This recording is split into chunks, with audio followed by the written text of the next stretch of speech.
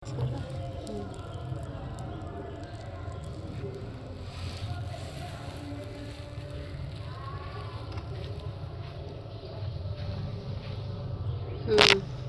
है।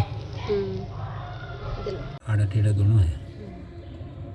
नहीं, या तो आड़े चाहिए या फिर वही चाहिए, दोनों। नहीं, अब अपने पास दोनों है।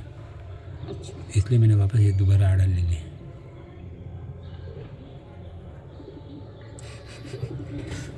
उसने केचुली खोली थी, है ना?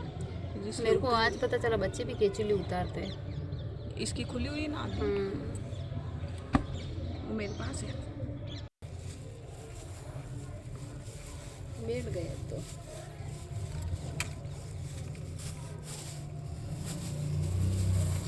सेवाश्रम पुलिया के पास में एक होटल है, वहाँ के मैनेजर ने हमको आने के लिए बुलाया कि उनके गार्डन में एक सांप नज़र आया था।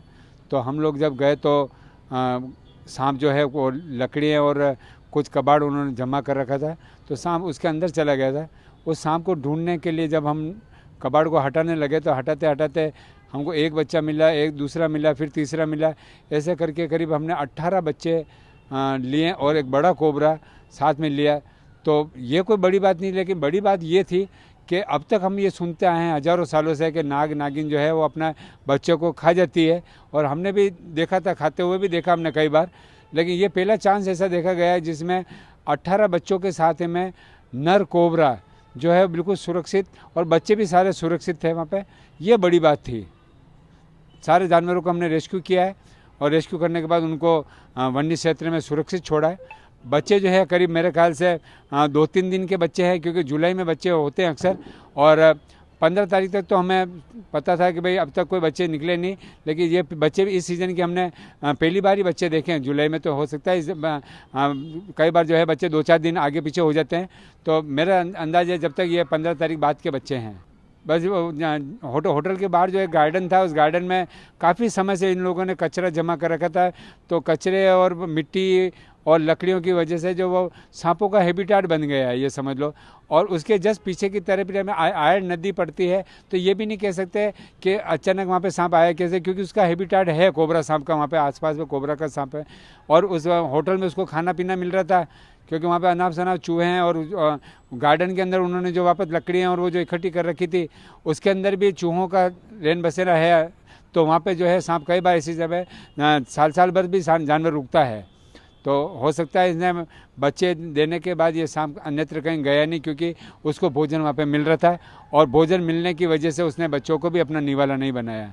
यहाँ कोबरा प्रजाति का है, ब्लैक कोबरा मिलता है हमारे यहाँ पे, और वो ब्लैक कोबरा ही है। मैंने पहले 5-6 एक बार किए थे, 3 एक बार मैंने पहले भी किए थे, 7-8 महीने पहले एक बार घर पे बच्चे भी निकलवाए थे मैंने। तो ये मेरे को ये ध्यान था कि सांप जो है वो 12 अंडे देता है, लेकिन इस बार ये हुआ है कि 12 से लेके 20 तक ये अंडे देता है और 20 बच्चे निकलते हैं। तो उसका प्रमाण ये मिल गया कि हमको 18 बच्चे हमको डायरेक्ट मिल गए थे। हो सकता है एक आध बच्चा इधर उधर निकल गया हो, हमें नहीं मिला, हो सकता है अंडा खराब हो गया हो। ये मेरे को, क्योंकि मैं राजस्थान में जनक भी मैं कह सकते हो, क्योंकि उस समय राजस्थान में कोई भी व्यवस्था नहीं थी। तो उस समय उदयपुर में मैंने चालू किया था, तो मेरे को आज करीब 25 साल ऊपर हो गए।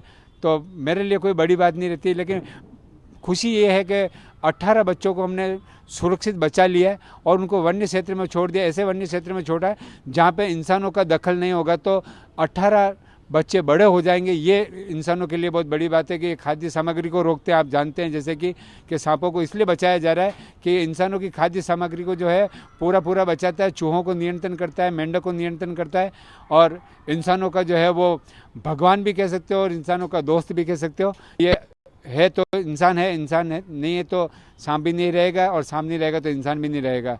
तो ऐसे में सबको मिलके हम लोगों को वन्य जीव बचाने में सहयोग करना चाहिए। और ऐसे छोटे बच्चे अगर कभी भी कहीं नज़र आए तो आप हमको बताओ, हम लोग इनको सुरक्षित रेस्क्यू करके वापस जंगल में छोड़ेंगे, ताकि ये जिंदा रहें और हर साल सांपों की संख्या बढ़ती रहे।